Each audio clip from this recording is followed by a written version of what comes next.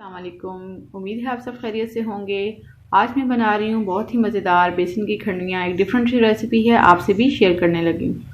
بسم اللہ الرحمن الرحیم۔ میں نے 1.5 کپ کے قریب بیسن لے لیا ہے اور اب میں اس میں ڈالوں گی ایک پیاز کو میں نے چاپ کر لیا تھا اور ایک مرچ کو بھی، سبز مرچ کو، اور ساتھ میں تھوڑا سا سبز دھنیا، تو یہ ہم ڈال دیں گے۔ اسپائسیز ایڈ کریں گے جو کہ میرے پاس ریڈ چلی پاؤڈر ہے 1 ٹیبل اسپون، آپ ٹیسٹ کے اکارڈنگ کم یا زیادہ کر سکتے ہیں۔ چاٹ مسالہ ڈالیں گے 1 ٹیبل اسپون، ہلدی پاؤڈر ڈالیں گے 1/2 ٹی اسپون، گرم مسالہ 1 ٹیبل اسپون، یہ میرا ہوم میڈ ہے۔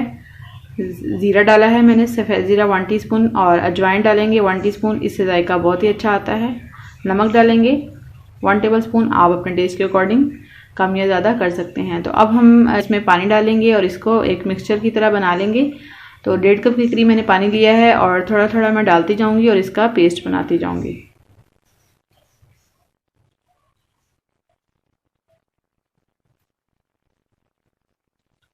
تو بہت ہی مزیدار ڈش ہے یہ، آپ بھی اس کو ضرور ٹرائی کیجیے گا۔ ایک ڈفرینٹ سی ریسیپی ہے، جب آپ کو کچھ ڈفرینٹ سا کھانے کو جی چاہے، سمجھ نہ آ رہی ہو کہ آج کیا بنائیں، تو آپ بیسن کی کھنڈویاں بنا لیں، بہت ہی مزہ آئے گا آپ کو۔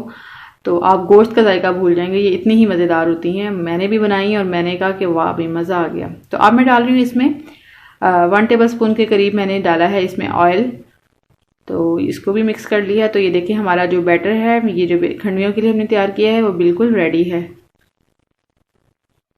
تو کھنڈویاں جو ہیں وہ ڈفرینٹ طریقے سے بنائی جاتی ہیں، تو میں اس طریقے سے بنا رہی ہوں۔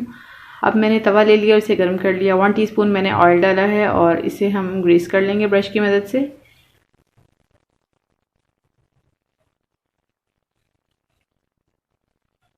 اب ہم نے جو مکسچر تیار کیا ہے وہ ہم توے پہ ڈالیں گے، تقریباً 1 روٹی کے برابر کا اندازن سے ڈال لیں گے اور اسے ہم اسپیچولا کی مدد سے روٹی کی شیپ دے دیں گے، پھیلا لیں گے۔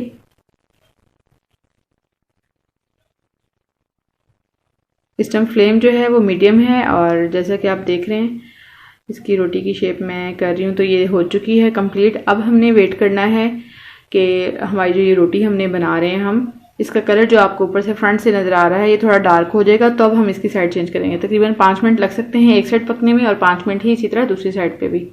تو تھوڑا سا میں گریس کر دیا تھا تاکہ جو ہے وہ جلے نہیں اور اچھے طریقے سے یہ پک جائے۔ تو کناروں سے میں ہٹا رہی ہوں تاکہ جو آئل میں نے لگایا تھا وہ صحیح ہو جائے، اندر چلا جائے۔ تو آپ دیکھ رہے ہیں اوپر سے ڈارک ہو چکا ہے۔ اب میں اوپر بھی تھوڑا سا آئل یا گھی جو آپ استعمال کر سکتے ہیں، میں آئل لگا رہی ہوں۔ تو ابھی ہم اس کی سائڈ چینج کریں گے۔ دیکھیں ایک سائڈ سے بڑا اچھا سا کلر آ گیا ہے، یہ پک گئی ہے۔ پھر سے ہم آئل سے گریسنگ کر لیں گے تاکہ دوسری سائڈ بھی اچھے سے پک جائے۔ تو بیسن کی جو روٹی ہم بناتے ہیں اس کو پکنے میں تھوڑا ٹائم لگتا ہے، کیونکہ ہم نے فل فلیم پہ اس کو نہیں بنانا ہوتا، میڈیم فلیم پہ بنائیں گے تاکہ اچھی سی پک جائے۔ تو یہ دیکھیں اس طرف سے بھی بڑی اچھی سی پک گئی ہے۔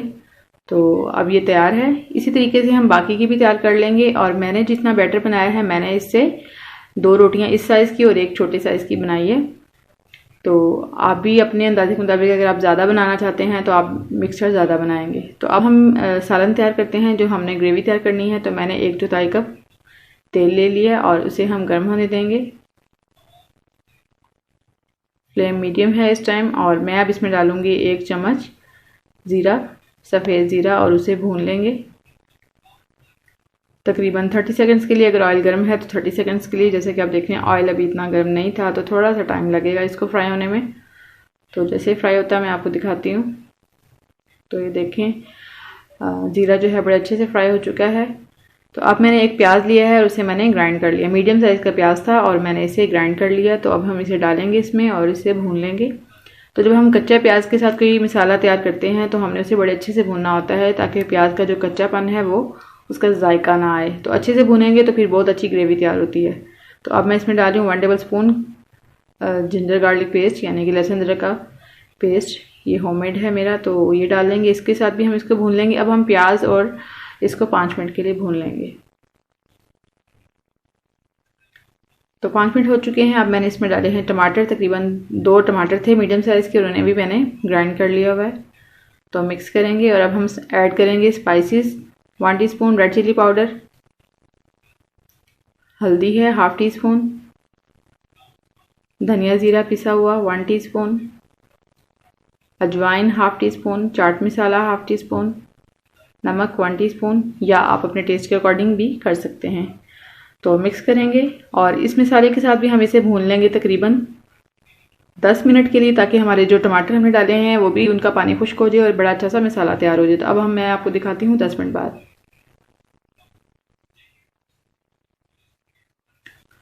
تو 10 منٹس ہو چکے ہیں۔ اب ہم اس میں ایڈ کریں ½ کپ دہی، مکس کریں گے اور اب ہم اسے اتنا بھونیں گے کہ ہمارا دہی جو ہے ڈرائی ہو جائے اور پھر سے مسالہ جو ہے یعنی کہ سرفیس پہ آ جائے۔ اس کے بعد ہمارا یہ جو ہم نے گریوی تیار کی ہے یہ تیار ہو جائے گی۔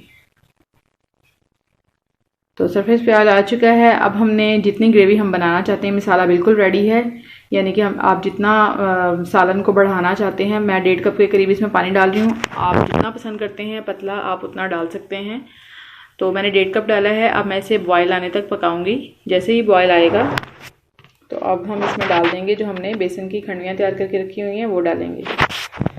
تو یہ پک رہا ہے اور ساتھ میں جو کھنڈویاں ہیں، ہم نے یہ جو روٹیاں بنائی تھی بیسن کی، اس کی سائڈز جو ہیں ہم کنارے اتار رہے ہیں تاکہ ہم ایکولی ان کو جو ہے شیپ دے سکیں۔ تو میں اس کو اسکوئر شیپ میں کاٹ لوں گی۔